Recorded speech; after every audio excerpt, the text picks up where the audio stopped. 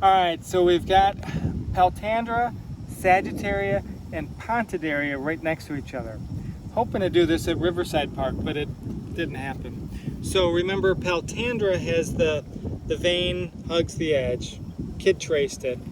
Sagittaria looks like the leaves look pretty similar, but it's got the Spider-Man logo, right? The veins are that Spider-Man logo type thing. And then Pontidaria, they're not actually sagittate, they're really cordate leaves. But they oftentimes grow in the same kind of leaf or lake margin. And these look like all the veins flow from one point.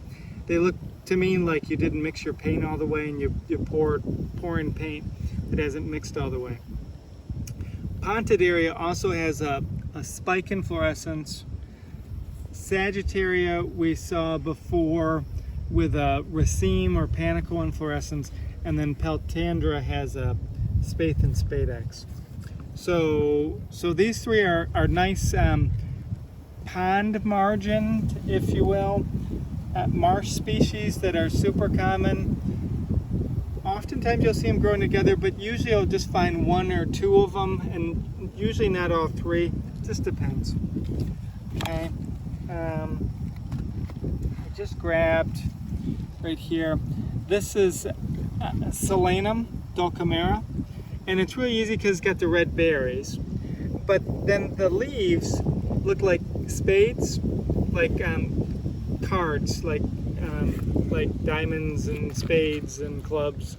You know, like a deck of cards, spades. So technically, they're really deeply lobed. They're not compound leaves. Now sometimes you'll find them with just oval leaves, and sometimes you'll actually have like more than a spade. These ones are all just spades, and that's more common. Here's kind of a weird one that's only got one of them, but that's really easy, distinct. Solanum is the same family as tomatoes, which are generally quite. This family is generally quite poisonous, and it's a New World family, and it's one of your most important crop families. And tomatoes, potatoes, peppers are all Solanaceae, and they're all New World. So it kind of screws up if you're watching like a historical fiction and they show like, I don't know, Romans eating tomatoes. That's bullshit. Because tomatoes came from South America. And for that matter, you think of Ireland with potatoes, that's recent. Potatoes came from Peru. Or if you think of like Asian dishes with all those really hot chili peppers, well, no, those came from South America. So all those foods that we think of for traditional things are actually quite recent. All right. So that's kind of fun. Solanaceae. We've got just next to here, there's all these little tiny arrow-shaped stuff. And if you look, you can see that the veination, this is going to be Sagittaria. Okay? Sagittaria can be really wide leaves. They can be really tiny, narrow leaves that really look arrow-shaped. Hence the name arrowhead. So those are good. Sagittaria. There's mixed in here a nice sedge. So remember, this should have been our wet meadow, and there's a few sedges hanging on. Remember, the sedges come out in threes. Without the inflorescence, I can't tell you what it is, but it's coming out in threes, so we know it's Cyperaceae or a sedge. If we come down here just a little bit, these are our grass, and this one I can actually tell without the inflorescence. I don't know if you can hear that. I don't want to do it too hard. This is cut grass. This is really sharp and will cut you. And you can actually see the inflorescence is just starting to come out here. The inflorescence, I'll put some pictures on Blackboard for part of your homework assignment, but they'll look like a stack of pancakes. Or a stack of pennies kind of fall on its side. They're all on one side. But well, here's some that are just starting to come out. see what it's kind of moving a lot, but they're just kind of coming out. But they're all the florets, or all the little oval things, are on one side, and they look like you know, like a roll of pennies kind of being put on its side. Okay, but easier is it'll just cut you. So if you walk through an area with this, it'll slice up your legs. So Learsia or cutgrass. Okay, if we right here, we've got another sedge. We can tell it's a sedge because it's coming out in threes. I'm not sure how easy that really is to see here, but it's coming out in threes.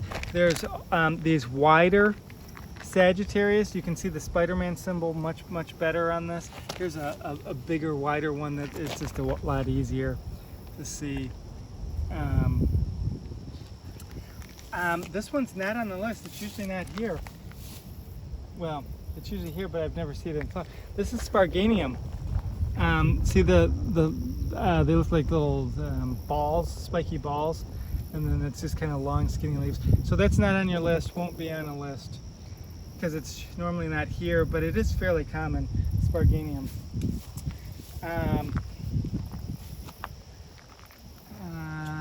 Over here, just a little bit.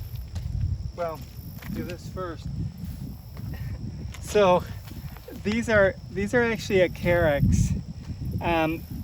I've shown you much easier carexes, but if I tore one of these apart, these are tiny, so this is kind of mean to do. But I could. There's a Periginium, so I could get a little seed out of the center of it. It's so small, it's really hard to do. But this is a carex, and you'd know that because of the Periginium. Be much easier to see with a scope. Next to it is this Cypernus. Cypernus are easy because the inflorescence is terminal, and each one of these little things here, this is like a bunch of spikelets. Each one of these is a spikelet, and then these are flat. So there's only two sedges with flat spikelets, and this is one of them, Cypernus. Hard to tell here because you don't have an inflorescence, but this is Phalaris. We've seen Phalaris a bunch. Remember, it's got the wide and narrows quickly. But in the back in the water, see the big panicle coming out, and then the oval leaves, and then there's actually still a few flowers there. That's Alyssima. So Alyssima's pretty common. There's some Sagittaria flowers. So again, I'm here a little bit early. This is the first week of class, so there's still some flowers. It would be a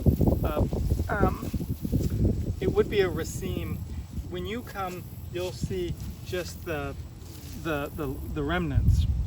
Okay, but it makes it for a really nice raceme. Sometimes it's a panicle if it's a really big one, but usually it's a raceme. Right here, there's an umbel of umbels. Umbel of umbels. So this is Apiaceae. Now this happens to be the most poisonous plant in North America. So this is Cicuta water hemlock, and so it's a good Apiaceae. This is a weird one. It's actually got little, they're not really formed yet, but it's got little bulbules, so it's a weird one. But this is the flower. You'll see these little bulbule things. So this is actually Cicuta bulba something. But the way to know Cicuta is the leaves. They're, first off, you're growing in the water, and then, so this is one leaf, and it's doubly oddly pinnate. I mean, it's more than doubly oddly pinnate. So here's an oddly pinnate. Here's an oddly pinnate. And then so it's really dissected leaves. So that's if you see these really dissected leaves, it's going to be and growing in the water, it's going to almost certainly be a cicuta. Poisonous. Don't suck on the sap. You can touch it. It's not going to hurt you. Just don't like chew on it. All right, right here is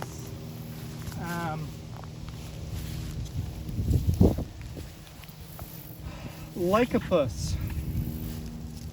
So Lycopus looks a lot like a mint. It's got square stems. Usually I'm not seeing any flowers. There probably will be flowers by the time you come, because there'll be flowers from the leaf axis. But look at these leaves, how that really distinctive lobes or points or teeth, whatever you want to call those. They're not really lobes, so they'd be more like teeth, but they're quite distinct. This is actually Lycopus americanus, but all you need to know is Lycopus. And so it looks like a mint, square stem, opposite leaves, flowers from leaf axis, but it's got this really unique leaf edge, and it doesn't smell at all like a mint, right? Not all mints do smell, but so that's Lycopus on your list. This is kind of sad looking. It's just a little one. This should be bigger than me.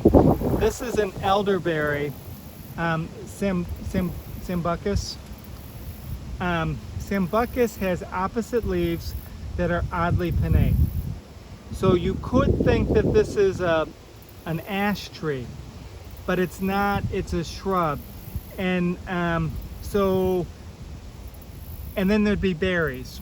There's no berries on this because it's tiny. I've got a good one in my yard that I'll show you with berries.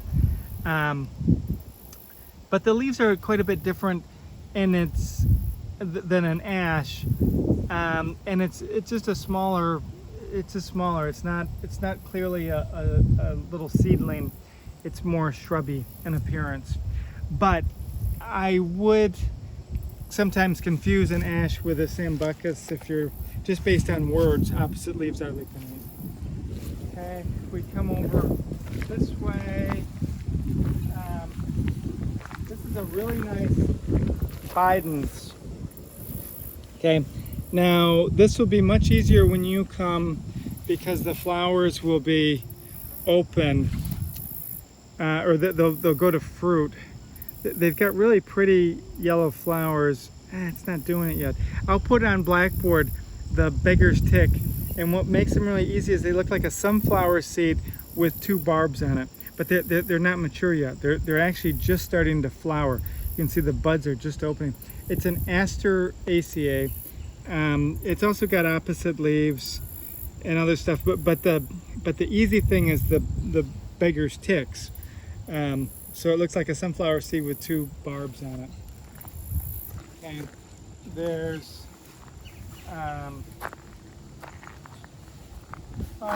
these are all dogwoods. Most of these are dogwoods. You can tell dogwood because, again, if you pull the leaf, you can see the silky. Okay, so there's different species of dogwood here. There's a elm here. We saw elms. This is a little tree seedling, doubly serrate and then oblique. Now these aren't showing very oblique. I showed some really good oblique. Remember, oblique means that they're asymmetrical. You can see this is asymmetrical, but it's not as good as what I'd like to show you. But it is an elm. There aren't that many leaves, so I can't find a good oblique. But it is doubly serrate. Okay.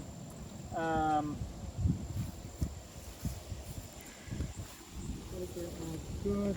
If we look down.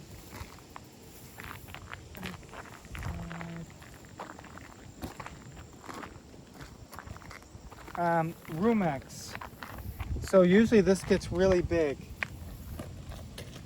This is just, someone actually cut it off and probably put it in a dried arrangement. The leaves are pretty much gone on this. They would have been just oval.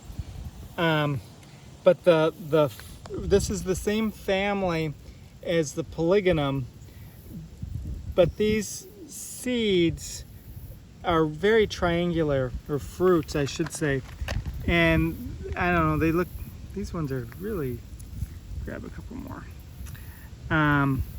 They look like little spaceships to me. These ones are really crinkled up. Usually they're better triangles. I'll show some good pictures on Blackboard, but they're very triangular. Now right next to this thing's just attacking me. This is the cut grass. I mean, this is like painful. And then there's you can see these are just opening. So maybe this one, you can actually see anthers coming out of this, but they're all lined up on one side. See what I mean by they're all lined up on one side? So that's a good characteristic for Leersia. But a better one is it just hurts just touching it. Here's that ash again. So this looks like a little tree seedling, unlike the elderberry, which we just saw. So it's still got opposite leaves, oddly pinnate, but these leaves are quite a bit different. They're more oval, whereas the elderberries are going to be, or Sambucus is going to be much more lance-shaped leaves. Let's pause there.